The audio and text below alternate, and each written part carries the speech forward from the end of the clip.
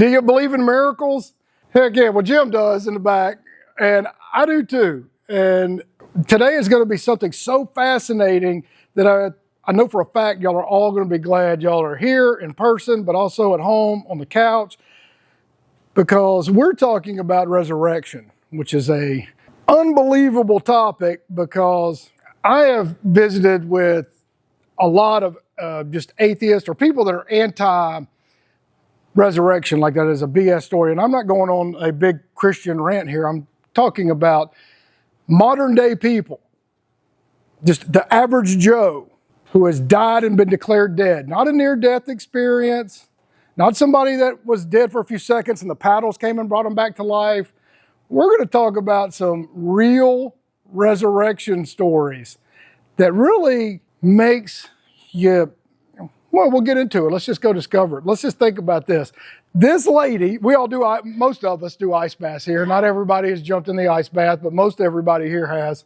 Can you imagine this lady snow skiing? She collapses in a pool of ice water that is super cold. Super cold. She's in the ice for 80 minutes. I think she's a doctor, but she may be a nurse. I can't remember. But when they pull her out of the water, her body temperature is 56 degrees. She has no heartbeat, no respiration, no vital signs. She is dead at the scene.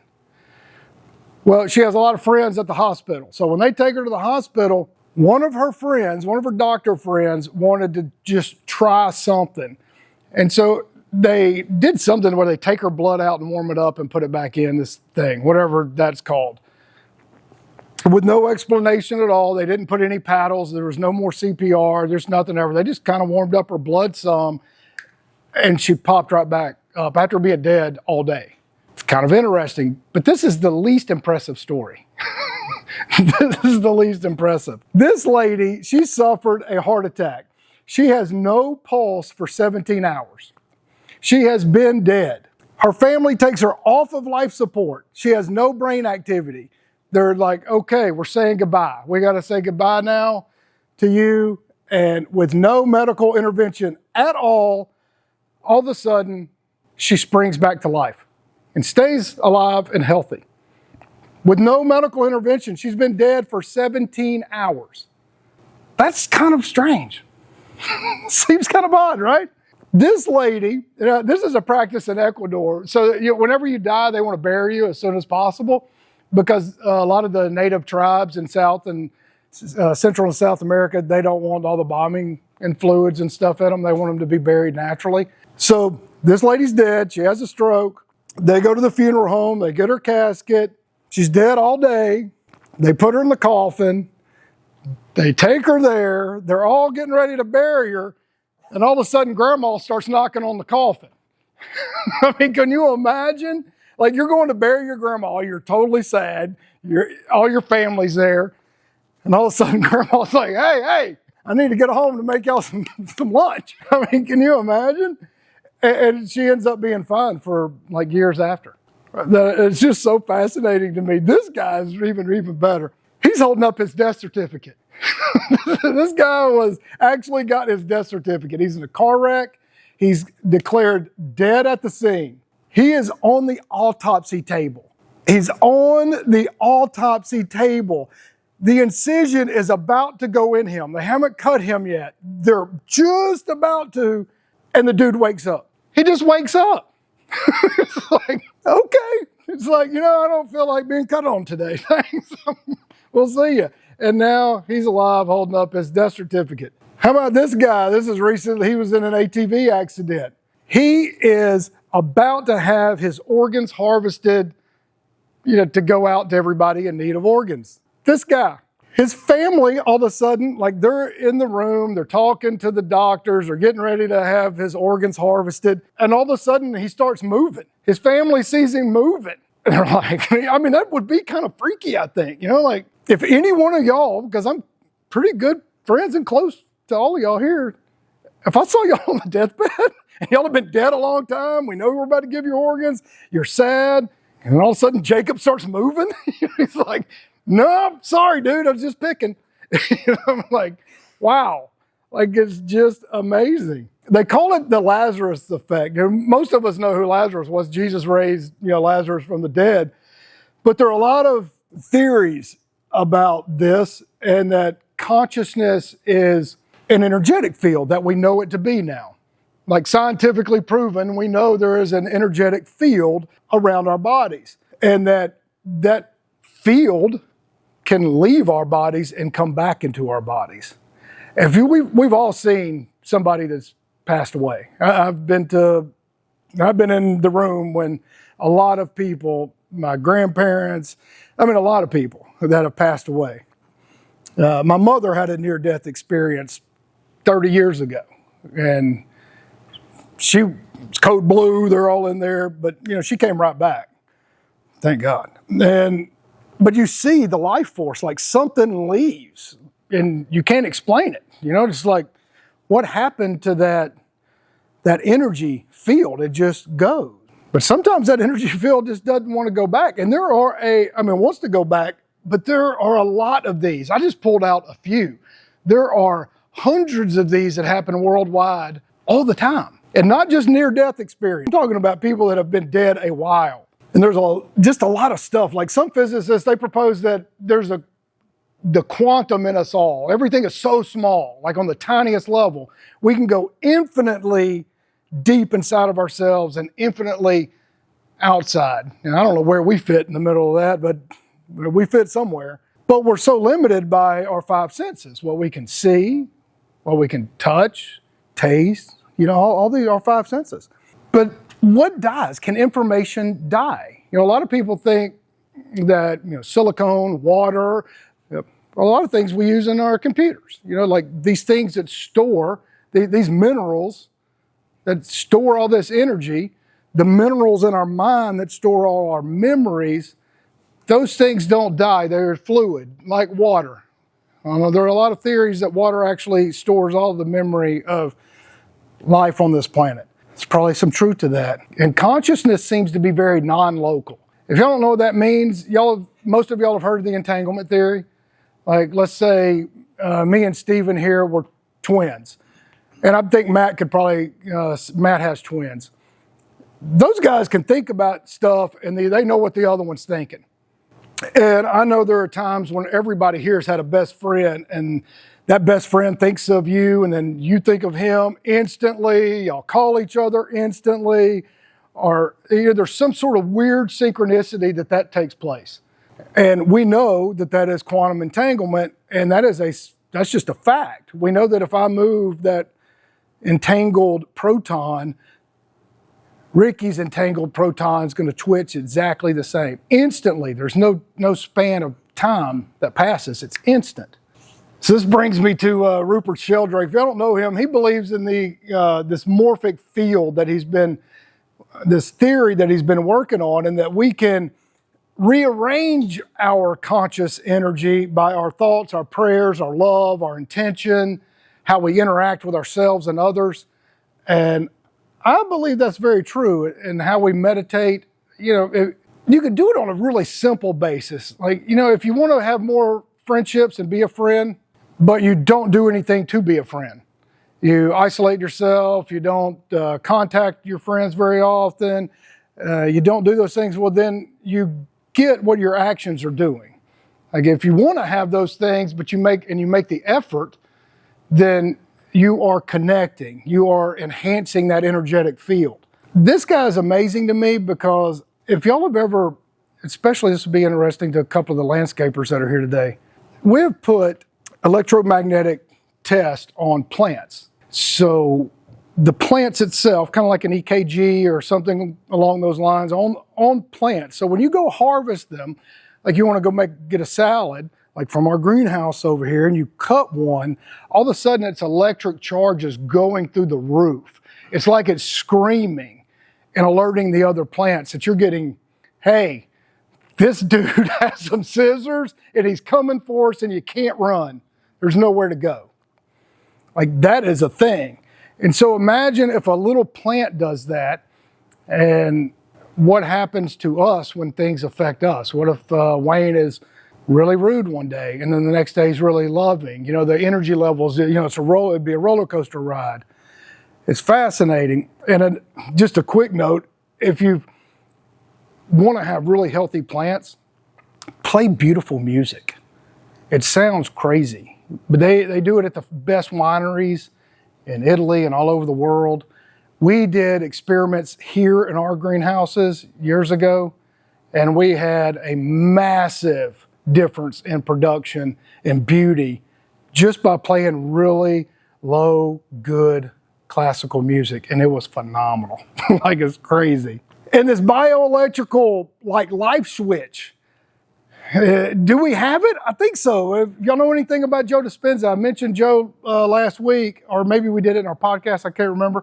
But there are scientific proofs where people have some type of ailment, they meditate on it, they have intentions to be healthier, they pray about it, and they're around positive people, and they're also taking the actions to do it. They start changing their energetic field, and they heal themselves. It happens all the time. Like, proven happens. It's not like some fake preacher up on the stage, oh, you're healed, and throws them down, and the next week you see them in a wheelchair. Like, these people are healed. It's unbelievable. And what does that? Do we talk ourselves into bad moods? Do we talk ourselves into failure? Do we talk ourselves into, a steady progression of one-night stands versus meaningful relationships? Matt? Do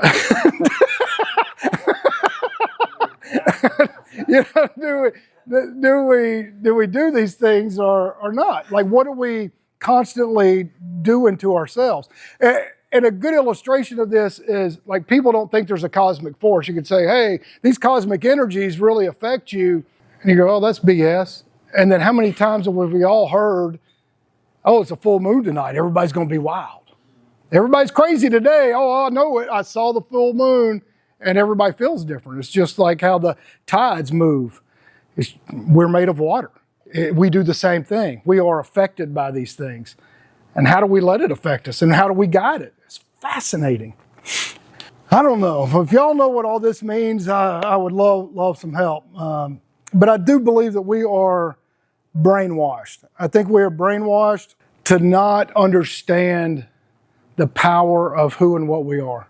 And I think we need, I know that we need a collective group to be supportive. I know that we need to promote each other.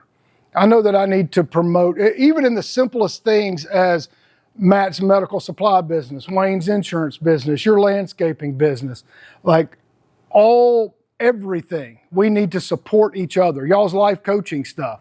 That's just on the top surface. And then the relationships deepen and deepen and deepen. We can help each other. We should help each other. And I believe we are grand. I don't believe any one of us is small, no matter what our economic, physical status, like none of that matters. We are all grand.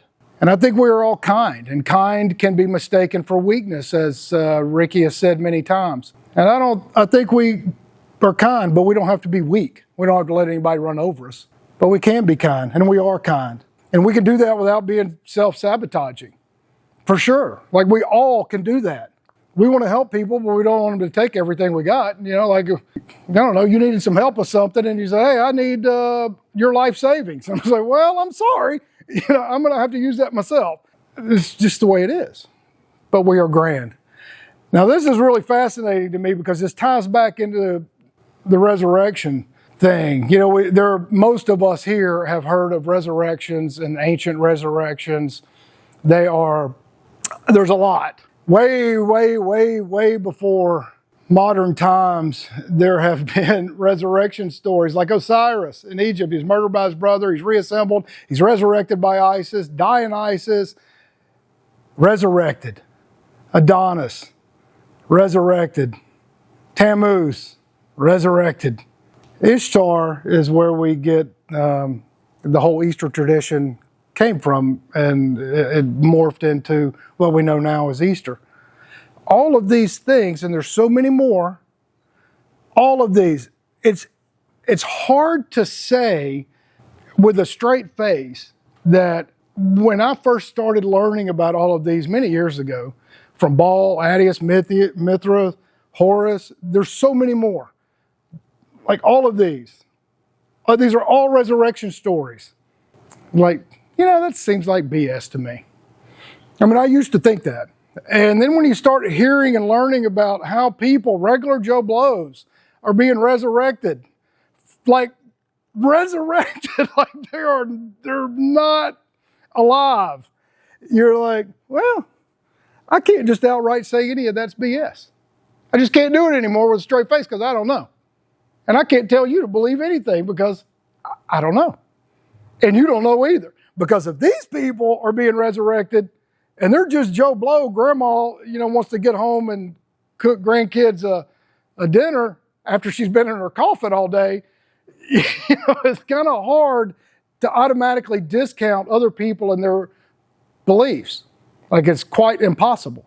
Unless you're just so die-hard retarded that you block your own mental belief. And then there's more. There's the universal, this is in many cultures, the phoenix is the bird, goes into flames, rises from the ashes.